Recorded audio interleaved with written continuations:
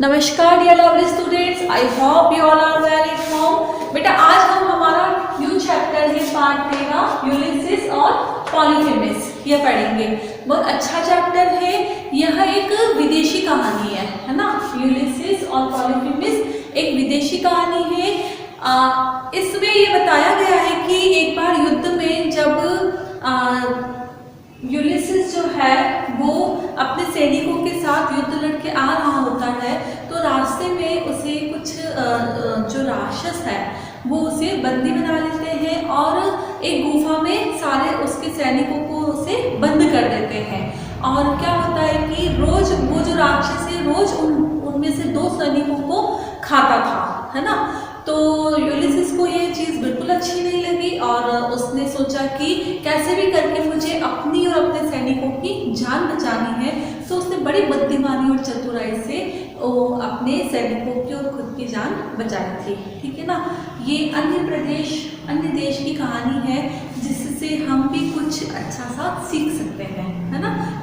तो हम पढ़ना शुरू करते हैं।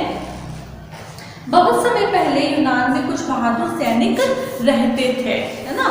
सैनिक मतलब सिपाही। यूनान में बहादुर सैनिक रहते थे। यूलिसिस उन्हीं सैनिकों में से एक था, है ना, जिसका नाम था यूलिसिस, है ना। वो उन्हीं सैनिकों में से एक था।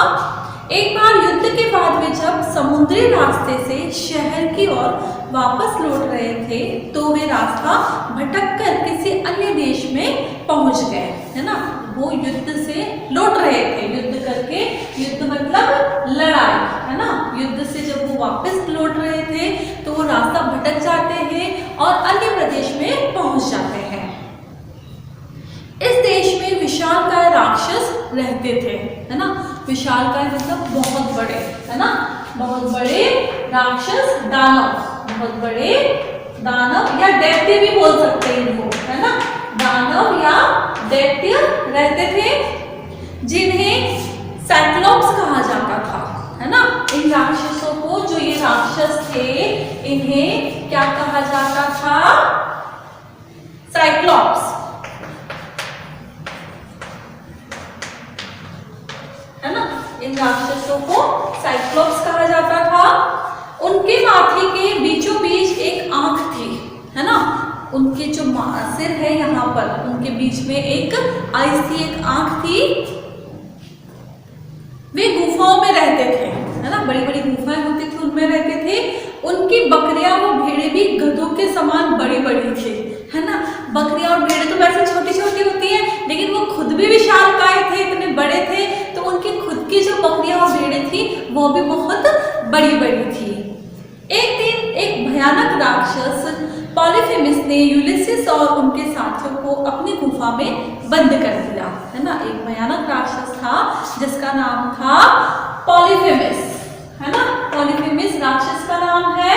भयानक मतलब डरावना, बहुत डरावना राक्षस था। उसने क्या किया, जो यूलिसिस था और जो उसके साथी थे उनको एक गुफा में बंद कर दिया। वह हर रात उनमें से 2 सैनिकों को मारकर खा जाता था, है ना। सारे सैनिकों में से हर रात क्या करता था, 2 सैनिकों को मारता था और उन्हें खा जाता था। राक्षस तो खा जाता है। एक दिन यूलिसिस ने एक योजना बनाई। अब वो देखता था कि भाई रोज मेरे 2 सैनिक मारे जा रहे हैं, राक्षस उन्हें बुरी तरीके से खा रहा है। तो एक दिन वो एक योजना बनाता है, एक प्लान बनाता है। उसने पॉलीफेमिस को एक नशे वाला शरबत पीने को दिया, है ना। एक शरबत पीने को दिया, ड्रिंक जो नशीला था, जिसमें पॉलीफेमिस खुश हो गया, जिससे कि वो खुश हो गया, है ना। शरबत देख के वो खुश हो गया और उसने उसका नाम पूछा कि भाई तुम्हारा नाम क्या है। यूलिसिस ने कहा मेरा नाम है कोई नहीं। यूलिसिस ने अपना नाम नहीं बताया और कहा कि मेरा नाम है कोई नहीं। नाम सुनकर उसे हंसी आ गई और वह बोला यह कैसा नाम है तुम्हारा, है ना। भाई अजीब सा ही है, कोई नहीं तो कोई नाम नहीं होता। तो वास्तव में उसे हंसी आ जाती है और वो कहता है कि ये ऐसा कैसा तुम्हारा नाम है। मैं तुमसे खुश हूँ और तुम्हें सबसे अंत में मारूंगा, है ना। वो रोज 2 सैनिकों को मार रहा था, खा रहा था। तो वो यूलिसिस से कहता है कि मैं तुमसे तो मैं खुश हूँ, सारे सैनिक जब मर जाएंगे लास्ट में मैं तुम्हें मारूंगा। वह सो गया। उसके सोने के बाद यूलिसिस ने एक लकड़ी लेकर उसकी आंख में घुसा दी, है ना। उसकी जो बीच में आइज थी उसमें क्या किया, लकड़ी लेकर उसको अंदर आइज में घुसा दी। वह दर्द से बेहाल होकर चिल्लाने लगा। चाहे कितनी भी नींद में होगा, अगर आंख में कोई लकड़ी डालेगा तो दर्द तो हो गई होगा, है ना। उसे बहुत ज्यादा दर्द हुआ और वो बेहाल सा हो गया और चिल्लाने लगा, है ना। बेहाल मतलब उसका बहुत बुरा हाल हो गया, दर्द के मारे इतना बुरा हाल हो गया कि वो जोर जोर से चिल्लाने लगा। उसकी आवाज सुनकर अन्य राक्षस गुफा के पास आ गए, है ना। इतना जोर से चिल्लाया कि उसके जितने भी दूसरे राक्षस थे वो भी सारे गुफा के पास आ गए। गुफा बंद थी इसलिए उन्होंने बाहर से ही पूछा क्या हुआ, है ना। अंदर तो वो नहीं गई क्योंकि बंद थी गुफा, और बाहर से ही पूछते हैं। वह बोला मुझे कोई नहीं मार रहा है ना। तो देखो यूलिसिस ने कितना दिमाग लगाया, अपना नाम बताया कोई नहीं, है ना। अब जब वो कह रहा है कि वो तो उसका नाम ले रहा है, यूलिसिस का नाम ले रहा है कि कोई नहीं मुझे मार रहा है, लेकिन जो बाहर उसके दूसरे राक्षस खड़े हैं वो क्या समझ रहे हैं कि वो ऐसे ही चिल्ला रहा है, उसे कोई नहीं मार रहा है। उसकी बात सुनकर सारे राक्षस वहां से इसलिए चले गए क्योंकि उन्होंने सोचा कि उसे कोई नहीं मार रहा है ना। मतलब उसका नाम था लेकिन राक्षस को तो नहीं पता था ना कि भाई उसका नाम कोई नहीं बताया है यूलिसिस ने, तो वो सारे सोचते हैं कि वो वैसे ही चिल्ला रहा है, उसे कोई नहीं मार रहा है। आग फूटने से पॉलीफेमिस को दिखाई देना बंद हो गया। अब प्रत्येक यूनानी सैनिक ने उसकी भेड़ के पेट से अपने आप को कसकर बांध लिया, है ना। अब वो उससे दिखना तो बंद हो गया था, वो जो दूसरे सैनिक है या यूलिसिस से क्या कर रहे हैं उसे नहीं पता चल रहा था। तो उन्होंने क्या किया, एक एक भेड़ ली और उसके पेट से बंध गए। अगली सुबह पॉलीफेमिस ने अपनी भेड़ों को बाहर चरने भेज दिया।